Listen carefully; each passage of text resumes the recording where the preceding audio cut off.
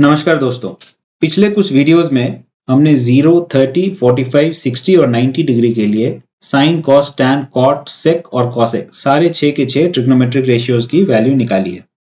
पर ये वैल्यू देखने में थोड़े अटपटे से लगते हैं और इन्हें याद करना शुरू में थोड़ा डिफिकल्ट हो सकता है, पर जैसे जैसे आप प्रैक्टिस करोगे ये आपको याद होते जाएंगे। पर फिर भी इनिशियल स्टेज में याद करने के लिए जो ट्रिक नेसेसरी है वो मैं आज आपको बता देता हूँ। बहुत ज्यादा ट्रिक नहीं बताऊंगा, छोटी सी ट्रिक है। साइन की वैल्यू आपको याद रखनी है और कॉस की वैल्यू ट्रिक से निकल जाएगी। उसके बाद टैन, कॉट, सेक और कॉसेक ये तो सिंपली ट्रिग्नोमेट्रिक रेशियो के बीच के रिलेशन से निकल जाएंगे। तो साइन थीटा की वैल्यू किसी भी तरह आपको याद रखनी है। साइन 0 की वैल्यू 0 होती है। Sine 30 is 1/2। Sine 45 is 1/√2। Sine 60 is √3/2 and sine 90 is equals to 1।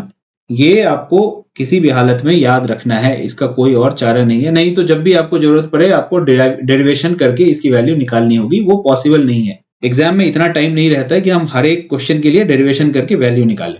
Sine theta की वैल्यू आपको याद रखनी होगी। अब एक बार अगर आपको साइन थीटा की वैल्यू याद हो गई तो कॉस थीटा की वैल्यू हम लोग ट्रिक से निकाल सकते हैं। इसके लिए जो हम ट्रिक यूज करेंगे उसे कहते हैं trigonometric ratio of complementary angles. Complementary angles क्या होते हैं? दो angle A plus angle B, अगर इनका सम 90 डिग्री है, ये दोनों कॉम्प्लीमेंट्री एंगल होंगे।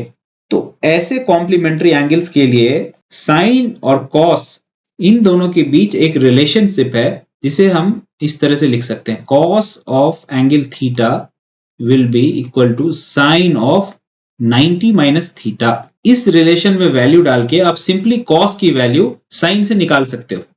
यहां पे पहले हमने थीटा को अगर 0 डाला तो cos of 0 degree will be sine of 90 minus theta. Theta हमने 0 लिया है, so sine of 90 degree, that is sine 90 की वैल्यू क्या है? 1 है। तो कॉस 0 की वैल्यू साइन 90 के बराबर होगी और उसकी वैल्यू 1 है, तो कॉस 0 की वैल्यू हमने यहां पे 1 लिख दिया। सिमिलरली अगर हमें थीटा की वैल्यू 30 डालनी है तो cos 30 will become sin of 90 minus 30 and 90 minus 30 is nothing but 60, so cos 30 will be equal to sin 60। अब sin 60 की वैल्यू क्या है? √3/2, तो cos 30 की वैल्यू हमने √3/2 निकाल ली। इसी फॉर्मूला में अब थीटा को 45 डिग्री डालते हैं, तो cos थीटा यानी 45 degree will become sin 90 minus 45 degree, and 90 minus 45 degree is nothing but 45 degree, and sin 45 degree की वैल्यू क्या है? 1/√2। इसीलिए cos 45 की वैल्यू भी 1/√2 होगी। अब हमारे बचे दो angles 60 degree and 90 degree. Theta को 60 और 90 अगर इस फॉर्मूले में हम सब्स्टिट्यूट करके देखेंगे, ये जो हमारा फॉर्मूला है इसमें थीटा को 60 और 90 डिग्री आप सब्स्टिट्यूट करके देखो और वैल्यू निकालने की कोशिश करो। आओ साथ साथ निकालते हैं। cos theta is equals to sine 90 minus theta.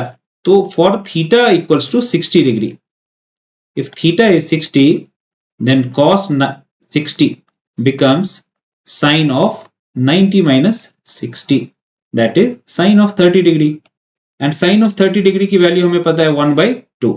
sin 30 की वैल्यू क्या है? 1/2, इसीलिए cos 60 की वैल्यू हो गई 1/2।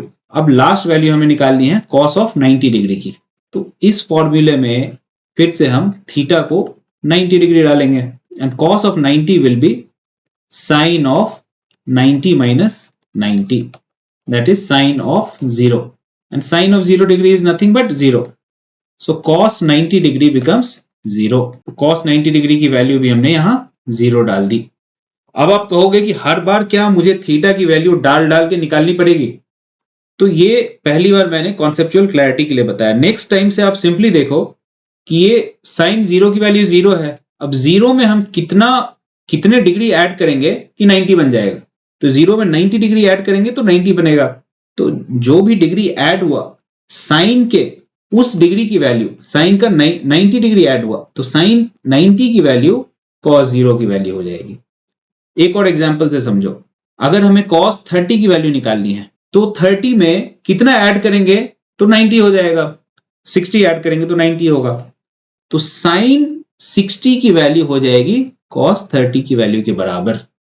सिमिलरली 45 में हम कितना ऐड करेंगे तो 90 होगा, 45 ऐड करेंगे तो 90 होगा, इसलिए sin 45 और cos 45 दोनों की वैल्यू बराबर है। And similarly it goes on. अब एक बार साइन और cos की वैल्यू हमें पता चल गई तो tan की वैल्यू निकालना तो बहुत ही इजी है। tan is sin by cos, that is 0 by 1, so it will become 0. tan 30 will become 1 by root 3. tan 45 will become 1. tan 60 will become root 3 and tan 90 will become undefined. अब cot theta की value निकालनी फिर से आसान है। cot theta is nothing but 1 by tan theta, so 1 by 0 becomes undefined.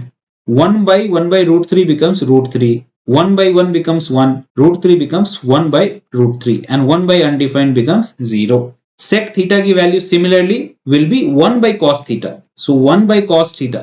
So sec 0 will become 1. Sec 30 will become 2 by root 3. Sec 45 will become root 2. Sec 60 will become 2. And sec 90 will become 1 by 0, that is undefined. Similarly cosec theta की value क्या होगी? Cosec theta will be 1 by sin theta. So हमें यहाँ ये table refer करना है। 1 by sin theta. So 1 by sin 0 is 0. Sorry, 1 by sin 0 is 1 by 0.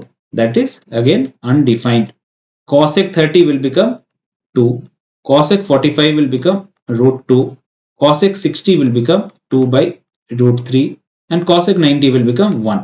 तो इस तरह से अगर आप याद करोगे तो सिर्फ साइन की वैल्यू हमें याद करनी है, cos की हम लोग बहुत इजीली सिंपली डिराइव कर सकते हैं और उसके बाद tan, cot, sec और cosec ये बच्चों का खेल है। तो ये जो कॉन्सेप्ट मैंने आपको बताया है trigonometric ratio of complementary angles, ये स्पेसिफिकली अभी सिलेबस में नहीं है, पर याद करने के लिए स्पेसिफिक एंगल्स की वैल्यू ये कॉन्सेप्ट बहुत ही इंपॉर्टेंट है।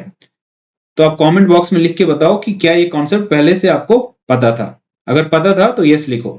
अब मिलते हैं अगले वीडियो में जहां स्पेसिफिक एंगल्स के बेसिस पे हम कुछ क्वेश्चन सॉल्व करने की कोशिश करेंगे। वो क्वेश्चंस बहुत ही सिंपल हैं।